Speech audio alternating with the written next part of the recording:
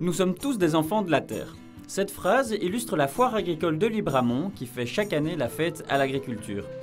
L'occasion pour le MR d'organiser à nouveau une rencontre débat convivial pour un partage d'expériences et d'avis sur l'agriculture. Mais avant de rejoindre Libramont, nous avons posé notre caméra dans une ferme à Lannes à la rencontre d'un agriculteur réaliste et passionné. J'ai mes enfants, c'est des mordus de la ferme, mais je vois bien que quand ils réfléchissent un peu, ils disent « Oula, c'est quand même beaucoup d'investissement ».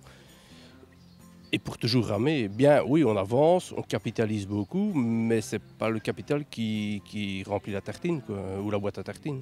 Si on compare les prix qu'on a aujourd'hui par rapport aux prix que nos parents ont eus, on est aujourd'hui à des prix semblables à plus ou moins il y a 30 ans d'ici, mais sans être indexé, sans rien. Certes, il y a quelques améliorations dans les rendements, mais tous les coûts ont nettement évolué. Donc la rentabilité est aujourd'hui nettement inférieure par rapport à il y a 30 ans. Du temps de mon papa, fin des années 80, avec 5 vaches, il savait acheter 1 hectare de terre. Nous, aujourd'hui, il nous faut 20 vaches, avec 30 ans de sélection derrière, donc meilleure qualité, mais il nous faut en plus ou moins 20 vaches pour acheter le même hectare de terre. Des inquiétudes exprimées qui côtoient aussi heureusement de l'optimisme.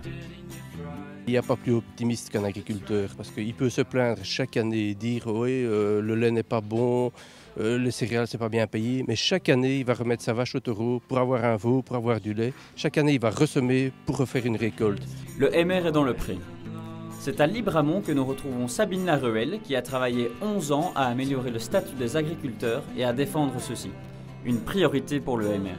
Dans le cadre de la réforme de la politique agricole commune, nous avons pu obtenir une politique plus ambitieuse en matière de jeunes agriculteurs, mais aussi un certain nombre de mesures insuffisantes malheureusement, mais pour essayer de diminuer l'extrême volatilité des prix. J'ai travaillé notamment à l'amélioration du statut social, à la reconnaissance du statut du conjoint aidant, notamment pour toutes les femmes d'agriculteurs ou parfois les hommes qui sont conjoints de leur épouse, faire en sorte que l'indépendant en Belgique ne soit pas un citoyen de seconde catégorie en ce qui concerne les soins de santé, c'est fini, même soins de santé, en ce qui concerne les allocations familiales, en ce qui concerne les indemnités de pension, mais également les indemnités d'invalidité et d'incapacité. Sabine Laruelle veut aussi épingler une difficulté récurrente dans les exploitations agricoles.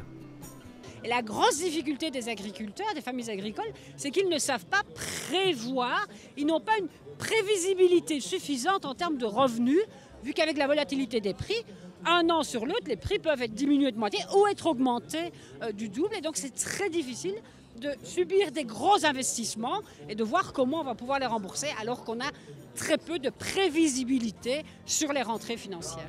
La province du Luxembourg, où est situé Libramont, possède une importante activité agricole. Nous avons tendu notre micro à Yves Évrard, député wallon, et Benoît Piedboeuf, député fédéral, pour leur demander comment se porte l'agriculture dans leur province du Luxembourg qu'ils connaissent si bien. C'est un secteur qui doit être soutenu et encadré parce qu'il y a une évolution. Nos agriculteurs de demain devront unir leurs forces, unir leurs moyens de production, unir aussi les compétences. Aujourd'hui, on demande à un agriculteur de maîtriser plusieurs métiers à la fois. Et donc, c'est parfois beaucoup pour un seul homme. Et donc, il faut favoriser et tisser des liens entre tous les éléments des filières. En province du Luxembourg, le secteur agricole représente un poids économique important. On doit y être très très attentif. Comme de la même manière, vous savez que les forêts, le bois représente pratiquement la moitié de notre surface ici en province du Luxembourg. Et donc c'est un secteur aussi que nous devons développer. Il y a énormément de potentiel, à nous d'en saisir les opportunités. On travaille beaucoup à la diversification des filières, on travaille beaucoup au circuit court. Et donc c'est probablement une façon d'évoluer qui est très favorable en province du Luxembourg, dans ma commune comme partout ailleurs. On a des dossiers européens sur lesquels on travaille et où on essaye d'installer vraiment ces circuits courts qui rentrent quand même progressivement dans la mentalité des acheteurs.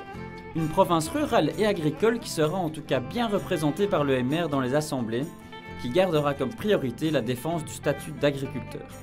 Et comme les agriculteurs, c'est grâce à un travail sans relâche de Benoît Piedboeuf et toute l'équipe MR du Luxembourg que le mouvement réformateur progresse très nettement dans la province.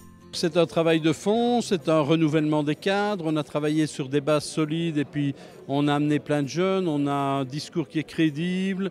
On a une volonté de changement qui est en parfaite harmonie avec ce que les gens ont envie d'entendre. Et donc voilà, tout ça fait qu'il y a des figures de proue, mais il y a vraiment aussi une belle qualité au niveau des candidats. Donc on a repris la place qui est la nôtre. Enfin, presque la place qui est la nôtre, parce que la place qui est la nôtre, c'est de redevenir le premier parti en province de Luxembourg.